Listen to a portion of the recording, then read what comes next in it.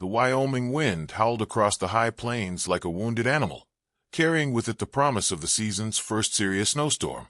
Jake Morrison pulled his weathered Carhartt jacket tighter as he guided his pickup truck down the gravel road that led back to his ranch. The late October sky had turned an ominous shade of steel gray, and the temperature was dropping fast. At 62, Jake had seen enough Rocky Mountain weather to know when nature meant business. This storm was going to be a bad one. He'd spent the morning moving his cattle to the lower pastures, where they'd have better shelter, and now he was eager to get home to his small ranch house before the snow started in earnest. The Morrison Ranch wasn't much to look at, just 800 acres of rolling grassland with a modest two-bedroom house, a weathered barn, and a handful of outbuildings. Jake had inherited it from his father 20 years ago, and despite the constant financial struggles, he'd never considered selling. This land was in his blood, part of who he was, even if it barely provided enough income to keep the lights on. As he rounded a bend near Willow Creek, something caught his eye through the swirling dust and debris. A flash of bright blue against the brown landscape. Jake slowed the truck and squinted through the windshield. There, huddled behind a cluster of sage brush about 50 yards off the road, was a small figure. "What the hell?" Jake muttered, pulling over and cutting the engine. He climbed out of the truck, the wind immediately trying to knock him sideways. As he approached, he could see it was a boy, maybe 8 or 9 years old, wearing a thin blue jacket that offered little protection against the harsh weather. The child was shivering violently, his lips already turning blue from the cold. "Hey there, son," Jake called out, his voice gentle despite having to shout over the wind. "What are you doing out here?" The boy looked up with wide, frightened eyes. He had dark hair that was matted against his head, and tear tracks streaked down his dirt-smudged cheeks. When he tried to speak, his teeth chattered, so hard he could barely form words. I'm lost," the boy managed to say. "My car crashed." Jake's heart clenched. Without hesitation, he scooped the child up in his arms, feeling how light and cold the small body was. "All right, we're going to get you warmed up. Everything's going to be okay." He carried the boy to his truck, cranking up the heat as high as it would go. In the warmth and light of the cab, Jake could see the child more clearly. Despite being dirty and scared, there was something refined about him. His clothes, though inappropriate for the weather, were expensive. His sneakers alone probably cost more than Jake spent on groceries in a month. "What's your name, son?" Jake asked as he pulled a thermos of coffee from behind his seat and poured the cap full of the hot liquid. "Tommy," the boy said, wrapping his small hands around the warm cup. "Tommy Richardson." "Well, Tommy, I'm Jake Morrison. Can you tell me what happened? Where are your parents?" Tommy's face crumpled, and fresh tears began to flow. "We were driving to Grandpa's ranch. Dad was upset about something. He was driving really fast and talking loud to Mom. Then the car went off the road and—" His voice broke. I think they're hurt really bad." Jake felt a chill that had nothing to do with the weather. "Where did this happen, Tommy? How long have you been walking?" "I don't know," Tommy whispered. "It feels like forever. I tried to wake them up, but they wouldn't move. There was blood, so much blood. The first snowflakes began to splatter against the windshield." Jake made a quick decision. "Tommy, we need to get you somewhere warm and safe, and then we'll call for help. My ranch is just a few minutes from here. Can you hang on for me?" The boy nodded, clutching the coffee cup like a lifeline. As Jake drove toward his ranch, he kept glancing at Tommy in the rearview mirror. The child had the hollow look of someone who'd seen too much, and Jake's protective instincts, dormant for so many years since his own son had died in Afghanistan, suddenly roared to life. The ranch house appeared through the snow like a beacon. Jake had never been so grateful to see the warm yellow light spilling from his kitchen windows. He carried Tommy inside, settling him on the couch in front of the wood-burning stove while he called 911. "This is Jake Morrison out on County Road 47, he told the dispatcher. "I've got a lost child here. Says his parents were in a car accident somewhere in the area. Boy's name is Tommy Richardson. We need search and rescue out here right away." While they waited for help to arrive, Jake worked to get Tommy warm and fed. He found some of his old clothes, a flannel shirt that hung like a dress on the boy's small frame, and heated up a can of soup. Tommy ate mechanically, his eyes staring at something only he could see. "Jake," Tommy said suddenly, what if they don't make it?" The question hung in the air like smoke. Jake sat down beside the boy, choosing his words carefully. "Tommy, I don't know what we're going to find out there, but I want you to know something. Whatever happens, you're not alone. Do you understand me?" Tommy nodded, and for the first time since Jake had found him, some of the terror left his eyes.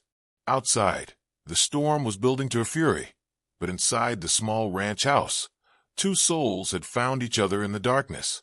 By dawn, the storm had dumped 8 inches of snow across the high plains, transforming the landscape into a white wilderness.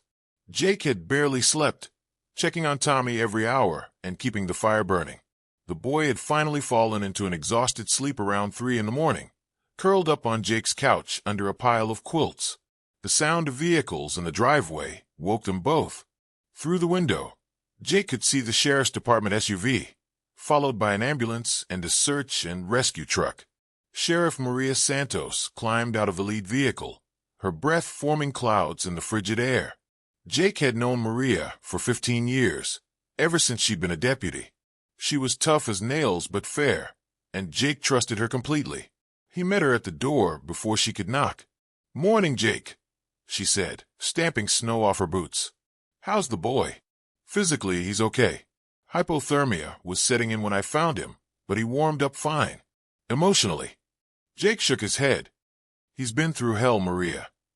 Tommy appeared in the doorway, wearing Jake's oversized clothes and looking impossibly small. Maria knelt down to his level, her voice gentle. "Hi there, Tommy. I'm Sheriff Santos. Can you help us find where your parents' car went off the road?" For the next hour, Tommy did his best to describe what he remembered. The search teams used his information to narrow down the area, and by 10 o'clock, they'd found the crash site, a luxury sedan that had skidded off a curve and rolled down a steep embankment, hidden from the road by trees and brush. Jake stayed with Tommy at the ranch while the rescue teams worked. The boy seemed to sense something was wrong from the long radio silences and the grim expressions on the deputies' faces when they returned to coordinate the search. It was nearly noon when Sheriff Santos came back to the house alone. The look on her face told Jake everything he needed to know before she said a word. "Tommy," she said carefully, "I need to talk to you about your parents." The boy's face went white. "They're dead, aren't they?" Maria's composure almost cracked. "Yes, honey. I'm so sorry. They died in the crash. From what we can tell, it happened very quickly. They wouldn't have suffered." Tommy didn't cry. He just stared at Maria for a long moment, then walked over to Jake and buried his face against the rancher's chest. Jake's arms came around the boy automatically, and he felt his own eyes burn with tears he hadn't shed since his son's funeral.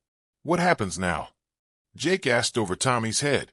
"Child Services will need to place him temporarily while we locate next of kin," Maria explained. "Do you know of any family, Tommy?"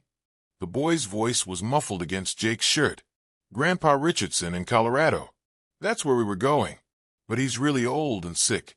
And Grandma died last year." Maria made notes. "We'll contact him. In the meantime, Tommy will need to go into temporary foster care unless—" "Unless what?" Jake asked. "Unless you'd be willing to keep him here temporarily, given that you found him and he seems comfortable with you. It might be less traumatic than placing him with strangers." Jake looked down at Tommy, who was clinging to him like a drowning person clinging to a life preserver. The boy had already lost everything. The idea of sending him away to strangers felt like a betrayal. "Of course he can stay," Jake said without hesitation. "As long as he needs to." Over the next few days, more details emerged about Tommy's family. His father, Michael Richardson, had been a successful real estate developer from Denver. His mother, Sarah, had been an interior designer. They'd been driving to visit Michael's father, who was in failing health at his ranch outside of Pueblo. The investigation revealed that Michael had been driving aggressively in the deteriorating weather conditions, possibly distracted by a heated phone conversation with his business partner. The roads had been slick with the first freeze of the season, and when he'd taken the curve too fast, the car had simply lost traction. Tommy's grandfather, William Richardson, was indeed too ill to care for a child. At 87, he was in the advanced stages of Parkinson's disease and required round-the-clock care himself. When Maria spoke with him by phone, his voice was weak but determined. "That boy is all the family I have left," the old man said, "but I can't give him what he needs. This Jake Morrison, tell me about him." Maria found herself speaking highly of Jake, describing his character, his kindness to Tommy, and the obvious bond that was already forming between them. William Richardson listened carefully to every word. "I'd like to speak with Mr. Morrison," the old man said finally. "Would that be possible?" That evening, Jake found himself on the phone with a man he'd never met, discussing the future of a boy he'd known for less than a week, but already loved like his own. "Mr. Morrison," William Richardson said, his voice crackling through the long-distance connection, "I'm going to be direct with you. I'm dying. The doctors give me maybe 6 months. My son was my only child, and Tommy is my only grandchild. I need to know that boy is going to be taken care of." "Mr. Richardson," Jake replied, "I can't make you any promises about the future, but I can tell you that as long as Tommy needs a home, he has one here. That boy has been through enough loss." There was a long pause on the other end of the line. When William Richardson spoke again, his voice was thick with emotion. "Mr. Morrison, I believe you're exactly the kind of man Tommy needs in his life." 3 weeks after the accident, Tommy Richardson was enrolled in the local elementary school and had officially moved into Jake's spare bedroom. The legal paperwork was still being sorted out, but William Richardson had made it clear that he wanted Jake to have guardianship of his grandson. The transition wasn't easy. Tommy had nightmares almost every night, and there were days when he barely spoke at all. Jake found himself learning how to be a parent all over again, this time to a traumatized child who'd lost everything he'd ever known. But there were good moments, too. Tommy was fascinated by ranch life, and Jake discovered that the boy had a natural affinity for animals. He was gentle with the horses and fearless around the cattle, and he took to ranch work like he'd been born to it. "You're a natural cowboy," Jake told him one afternoon as they repaired a section of fence together. The November air was crisp but not bitter, and Tommy's cheeks were pink with cold and exertion. "My dad never wanted me to get dirty," Tommy said, tightening a wire with the fence pliers Jake had taught him to use. "He said it wasn't appropriate for a Richardson." Jake paused in his work. "What do you think about that?" Tommy considered the question seriously. "I think Dad was wrong about a lot of things. I like getting dirty. I like fixing things and taking care of the animals. It makes me feel useful." That evening, as they sat by the fire after dinner, Tommy brought up something that had been weighing on his mind. "Jake, what's going to happen when Grandpa dies?" Jake set down the ranch ledger he'd been reviewing. Money was tighter than ever with an extra mouth to feed, but he'd never let Tommy know that. "What do you mean, son?" "Will I have to go live with strangers? In a foster home?" The fear in Tommy's voice was palpable. Jake moved to sit beside him on the couch. "Tommy, I've been meaning to talk to you about that. Your grandfather and I have been discussing the possibility of me adopting you legally, if that's something you'd want." Tommy's eyes went wide. "You mean you want to keep me?" "Forever." "Forever," Jake confirmed. "If you'd want to stay here with an old rancher like me." Tommy threw his arms around Jake's neck, and Jake felt his heart expand in a way he hadn't experienced since his own son was small. "I want to stay," Tommy whispered fiercely. "I want to stay here with you forever." The adoption process began in earnest, with William Richardson's full support. Despite his illness, the old man insisted on traveling to Wyoming to meet Jake in person before finalizing the arrangements. He arrived on a cold December day, accompanied by a nurse and looking friendlier than Jake had expected. But William Richardson's mind was sharp, and his love for his grandson was evident in every word and gesture. He spent 3 days at the ranch, watching Jake and Tommy together, asking questions, and getting to know the man who would raise his only heir. On his last evening at the ranch, William asked Jake to take a walk with him. Despite his weakness, the old man insisted on seeing the property. They walked slowly through the snow-covered pastures, while Tommy played with a barn cat near the house. "This is good land," William said, his breath forming clouds in the frigid air. Hard land, but good. It'll teach that boy things he could never learn in the city. Yes, sir, I believe it will, Jake agreed. William stopped walking and turned to face Jake directly. Mr. Morrison, Jake, I need you to understand something. My family has been blessed with considerable wealth. When I die, all of that will go to Tommy. We're talking about a substantial inheritance, real estate holdings, investments, cash, millions of dollars. Jake felt as though the ground had shifted beneath his feet. Sir, I had no idea. Of course you didn't, and that's exactly why I trust you. William's pale blue eyes were fierce despite his frailty. You took in my grandson because he needed help, not because you knew he was wealthy.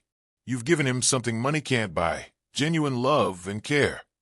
The old man reached into his coat and pulled out a thick envelope. These are the preliminary documents for a trust fund that will ensure Tommy's financial security. But more importantly, they also establish a substantial fund for his care and upbringing. You'll never have to worry about money again, Jake. Neither will Tommy. Jake stared at the envelope, overwhelmed. Mr. Richardson, I don't know what to say. Say you'll continue to love that boy and raise him right. Say you'll teach him the value of hard work and honest living, even though he'll never need to work a day in his life if he doesn't want to. Say you'll help him become a good man. I promise you that, Jake said solemnly. I swear it on my own son's memory. William Richardson smiled for the first time since Jake had met him. Then we understand each other perfectly. William Richardson died peacefully in his sleep 3 months later, on a quiet February morning in Colorado. Tommy took the news hard, but he was surrounded by love and support at the ranch that had become his true home. The reading of the will took place in Denver, with Jake and Tommy traveling to the city for the formal proceedings. The attorney's office was intimidating, all dark wood and leather-bound books, but Jake held Tommy's hand throughout the meeting. The numbers were staggering. Tommy had inherited not just his grandfather's ranch in Colorado, but also a real estate portfolio worth over $12 million, plus additional investments and cash holdings. The trust fund that William had established was worth another $5 million, designed to provide for Tommy's education and care while leaving Jake financially secure for life. Your grandfather was very specific about his wishes, the attorney explained to Tommy. He wanted you to be raised by Mr. Morrison, and he wanted to ensure that money would never be an obstacle to your happiness or education. Tommy listened solemnly to the legal proceedings, but Jake could see that the boy was more interested in getting back to the ranch than in learning about his inheritance. That was fine with Jake. There would be time enough for Tommy to understand his wealth when he was older. The drive back to Wyoming was quiet, both of them processing the magnitude of what had just happened. It wasn't until they crossed the state line that Tommy finally spoke. Jake, does this change things? Between us, I mean. Jake glanced at the boy in the passenger seat. At 9 years old, Tommy was already showing signs of the man he would become, thoughtful, kind, and wise beyond his years. What do you think, son? I think Grandpa was smart, Tommy said. He knew you didn't rescue me because of money. You rescued me because it was the right thing to do. That's exactly right, Jake confirmed. And I think he wanted to make sure we could stay together forever, no matter what. Jake felt his throat tighten with emotion. Yeah, I think that's exactly what he wanted. 6 months later, the adoption was finalized. Tommy Richardson officially became Tommy Morrison, though he kept his middle name, William, in honor of his grandfather. The ceremony was small, held in the courthouse in Cheyenne with Sheriff Santos and a few neighbors as witnesses. Life on the ranch settled into a comfortable rhythm. Jake used some of the trust fund money to make improvements to the property, new fencing, equipment, and livestock, but he was careful not to change too much too fast. This was still a working ranch, and Tommy was still learning what it meant to earn his keep through honest labor. Tommy thrived in his new life. His grades in school were excellent, and he'd made friends among the local ranch kids who accepted him without question. He showed a particular aptitude for mathematics and science, but his real passion was for the land and the animals. I want to study agricultural science in college, he told Jake one evening as they watched the sunset from the porch. I want to learn how to make the ranch even better. Jake smiled. You've got time to figure all that out, son. But I think your grandfather would be proud to hear you talk like that. Do you think he'd be proud of us?" Tommy asked. Of how things turned out. Jake looked at the boy, his son now, in every way that mattered, and felt a deep sense of contentment. "Tommy, I think your grandfather knew exactly what he was doing when he brought us together. He gave you a family, and he gave me a second chance at being a father. Yeah, I think he'd be very proud." As the stars began to appear in the vast Wyoming sky, Jake reflected on the chain of events that had led to this moment. A winter storm, a lost child, and an act of simple human kindness had transformed both their lives in ways neither could have imagined. The money would provide security and opportunities, but it wasn't what made them a family. That bond had been forged in those first terrifying hours when a frightened boy had needed help and a lonely man had opened his heart to love again. Tommy leaned against Jake's shoulder, comfortable and secure in the knowledge that he was home.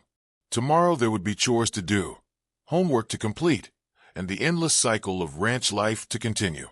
But tonight, under the endless expanse of stars, a rancher and his adopted son sat together in perfect peace, living proof that sometimes the greatest fortunes have nothing to do with money at all.